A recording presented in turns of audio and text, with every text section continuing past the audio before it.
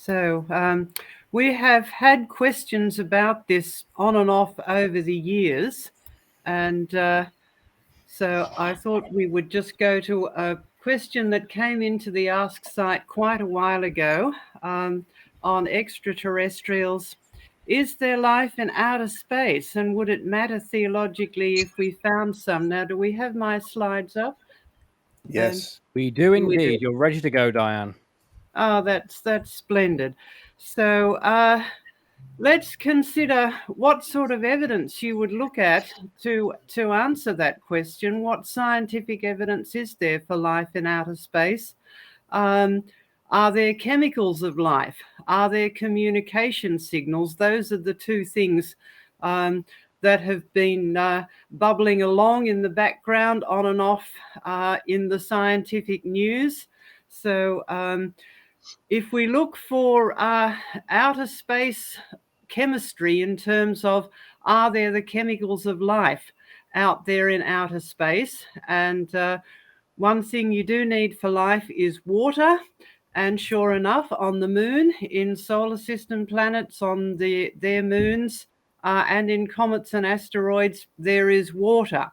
It amuses me that NASA has spent billions of dollars trying to find water on Mars, and over the years since they've started sending probes out to there, every now and again we've found water on Mars. Then several months later we found no, we haven't found water on Mars. So it's been on again, off again. But yes, there is water in outer space. No one doubts that. But the significance of that is not necessarily what people would like to think. The other thing is, are there organic molecules out in space? And yes, there are.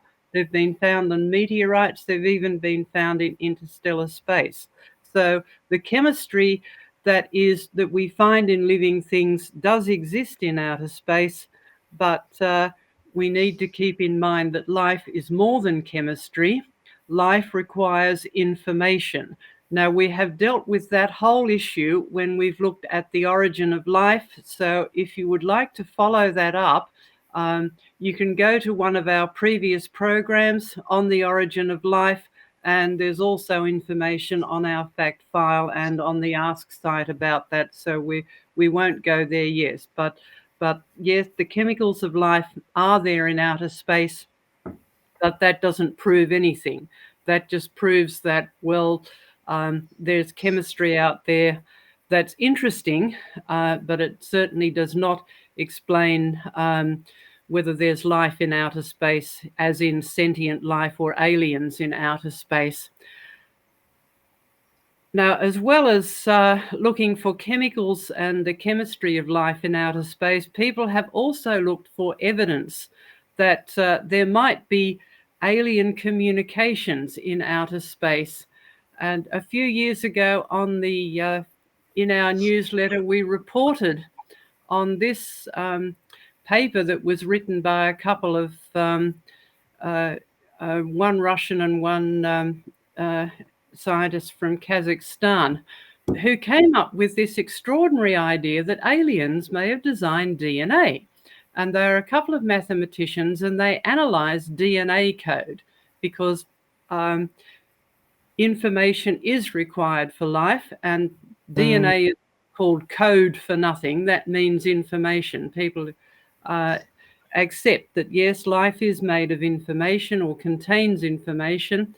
And this is a couple of quotes from their paper. They've simple arrangements of the code reveal an ensemble of arithmetical and ideographical patterns of symbolic language. In other words, DNA really is language, or there is language encoded in DNA.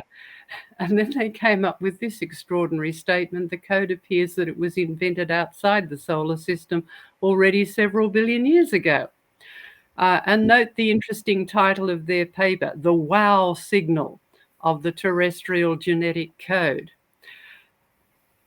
And when this was reported in the general science news sites that we keep a watching brief on, this was referred to as biological SETI.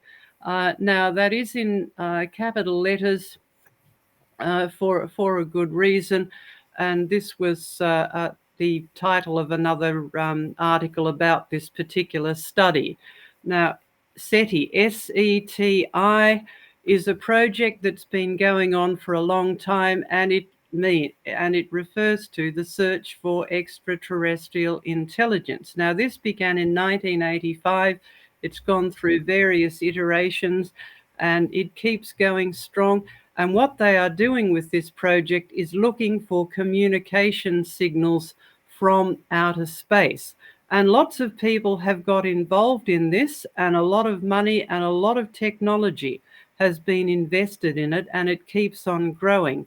And back in 2015, we reported about Stephen Hawking getting involved in this, and he teamed up with a Russian venture capitalist named Yuri Milner to support this. And Yuri Milner gave $100 million to this project because he and Stephen Hawking decided, well, it's time to answer the question of whether there is life beyond Earth. Now, we will try and answer that question tonight, but not in the way that Stephen Hawking would like. Now, Stephen Hawking has learned a thing or two since July 2015. And I think he may have changed his mind about quite a number of other things, including the idea that life is just chemicals, and if there is life on Earth because we have the right chemicals, there must be life in outer space because the right chemicals are out there. But when we wrote this up in one of our newsletters, we made this prediction, and this was less than 10 years ago, but we still stand by it. At the end of the 10 years, Yuri Milner will have been better off spending most of his money, sending most of his money down one of Stephen Hawking's black holes. Now, we will stand by that prediction. That was one of the predictions that he made, that we find out about this in 10 years' time and we'll have all the answers.